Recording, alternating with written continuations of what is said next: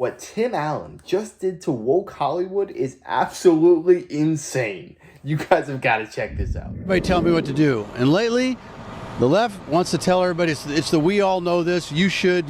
Stop telling me what to do. You go do it.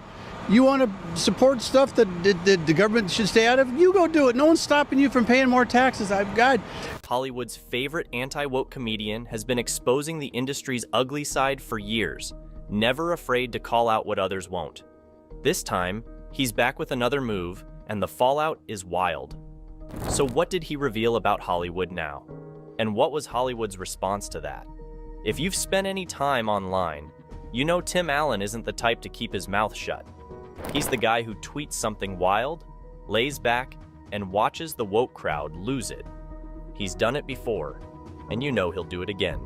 But this time, his latest tweet hit different and has everyone fired up.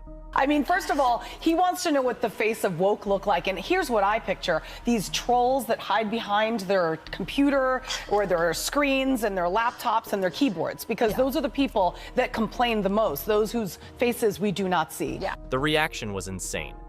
One tweet, and Twitter mobs completely lost it. They couldn't handle Tim Allen calling them out.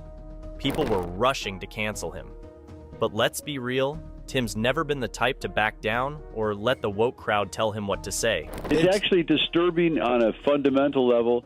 It's gotten to the point where literally there's part of me, a deep part of me, that just, F it, bring it on. If you want to cancel me, go ahead. I mean, I can't.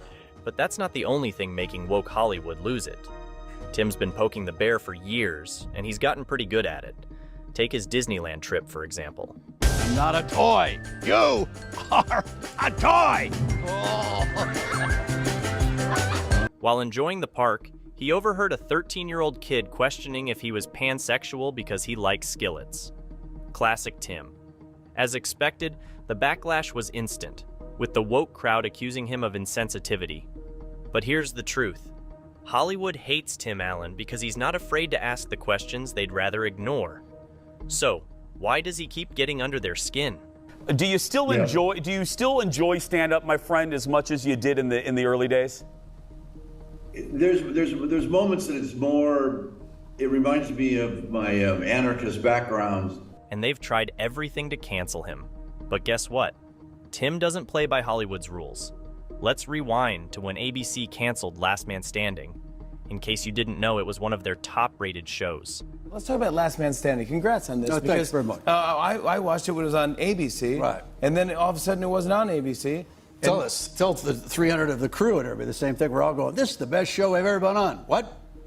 We're off the air. We all thought we were at the top of their game at ABC. Who knows how networks work? I don't know, but it was dropped. Do you see the brush that they try to paint Allen with, that he's insensitive to people's feelings, this, that, or the other, just because a 13-year-old likes skillets and they're questioning their gender?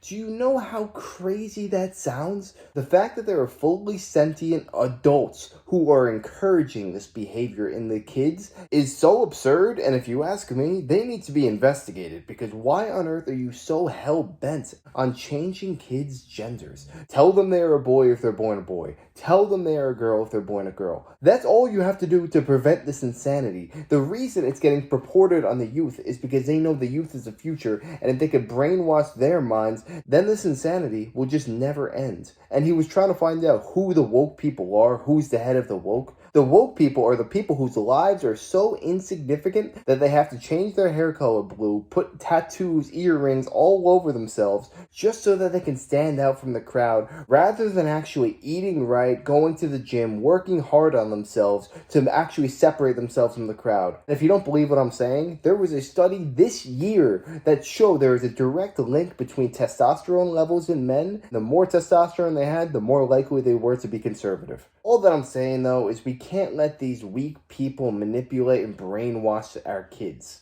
Tatum. Why?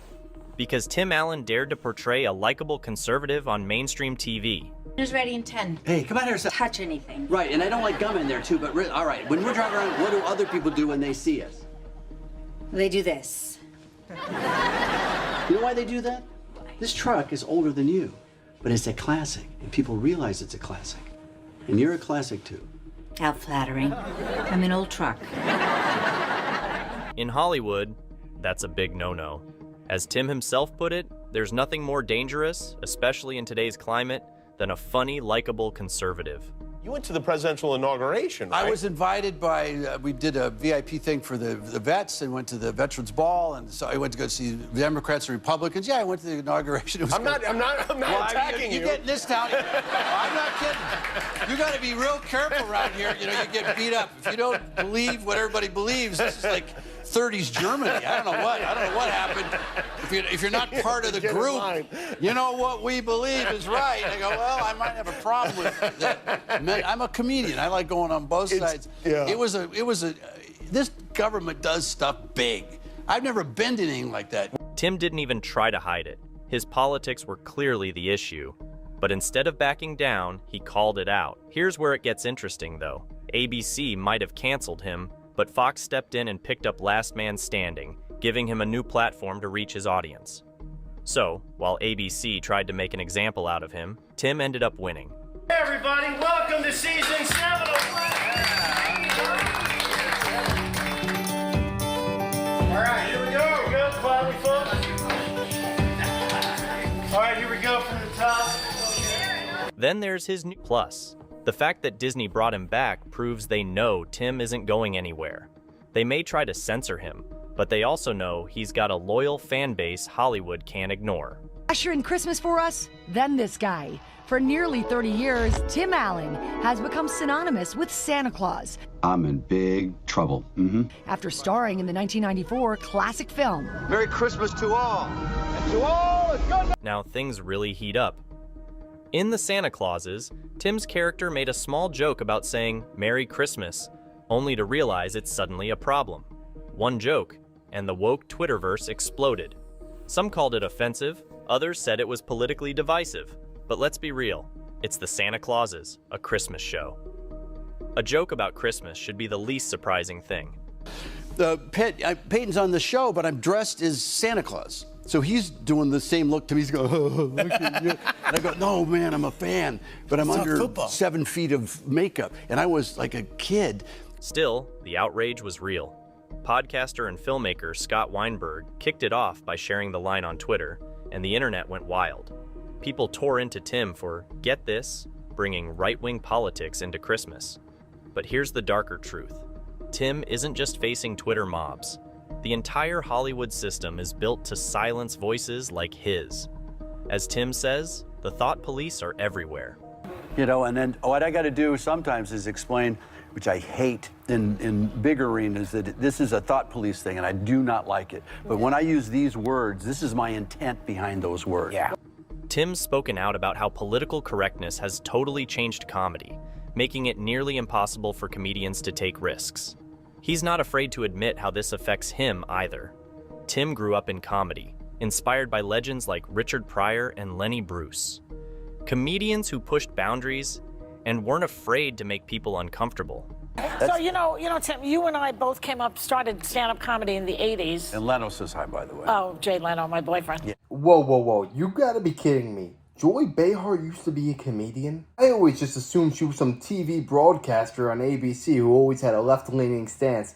This woman was brought up in comedy, yet has never said anything remotely funny in every single clip I've ever seen her. Who was going to her shows back in the day? That's outrageous. But going back to the whole Merry Christmas thing and the Santa Clauses, who has an issue with that? If you have a problem watching a Christmas show, somebody saying Merry Christmas, then you have a whole lot more problems than just that. You are mentally deranged. I'm sorry to tell you. Because if I watch a Jewish show and somebody says Happy Hanukkah, yeah, it comes with the territory. I would expect that to happen. You would have to have an IQ of less than 30 to expect otherwise. Some people nowadays have absolutely no sense. And still, you're still doing it, right? 44 cities just finished. See what I mean by the hardest working man. But now, every joke is picked apart, every word analyzed. For comedians like Tim, it's a nightmare. He even joked on The View that he'd probably get canceled just for using words he heard growing up from his own parents. I do use some provocative words, but I tell them it's words I really got from my parents. Yeah. You know, they said this stuff, and we talked about it. I can't even say it here. I can't even point to it. Yeah. It is an alarming thing for comedians, but my act has really been about family and kids and growing up anyway.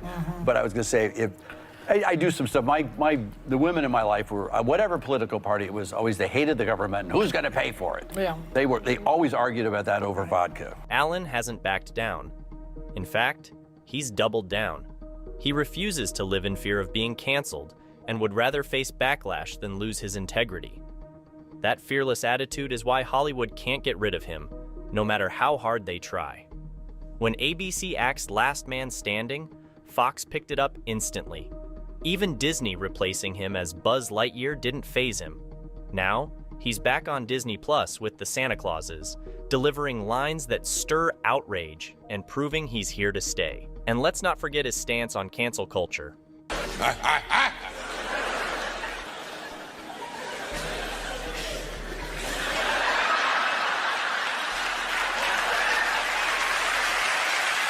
good. Tim Allen refuses to give in to cancel culture. In one interview, he said he gets the pressure, but won't change his comedy just to make people happy. He compared cancel culture to high school, where everyone's ready to attack you over the smallest thing, calling it ridiculous. He even joked that people might cancel him for using words his parents used. Cancel culture has left comedians scared to tell jokes, but not Tim. He keeps going, no matter the angry mobs, blacklisting, or Hollywood trying to shut him up. Tim Allen's determination has made him impossible to cancel.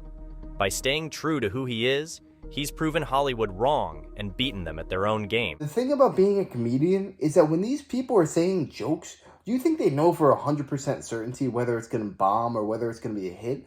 They don't. They have to just throw stuff against the wall, see what works, see what doesn't, and then they adapt from there. The sheer fact of the matter is the woke mob is deranged, and they get upset about just about anything. And if other comedians subscribe to this way of thinking, that is not a way for creative ideas to freely flow. You need to just have an open environment. Let everything go. See what comes out. But I'll tell you what, his stance on cancel culture is so incredibly important. Although to the naked eye, it seems like he's not doing anything. He's just being himself. That's the magic. That's the secret right there. Because if you just keep being yourself and not let these people dictate your actions and how you conduct yourself as a comedian, then they lose. Their only power over all these comedians is the fact that every other comedian's doing it. But if more and more comedians stand up and just be themselves and fight back against this lunacy, then their power is completely gone. That's what we need. We need more comedians just like Tim Allen. But yeah, let me know your thoughts on this down below. Can you think of other prominent comedians who fight back against cancel culture just like Tim Allen? I'd love to know that. And also, what is your favorite work that Tim Allen has ever been engaged in? Let me know. I'd love to know your opinions. In fact, I'm actually watching Home Improvement for the first time right now. It's on Netflix. I'm only about a season in, but I highly recommend it. And yeah, if you guys enjoyed this, make sure to smash that like, comment, subscribe, and wish you guys nothing but the best. Till next time.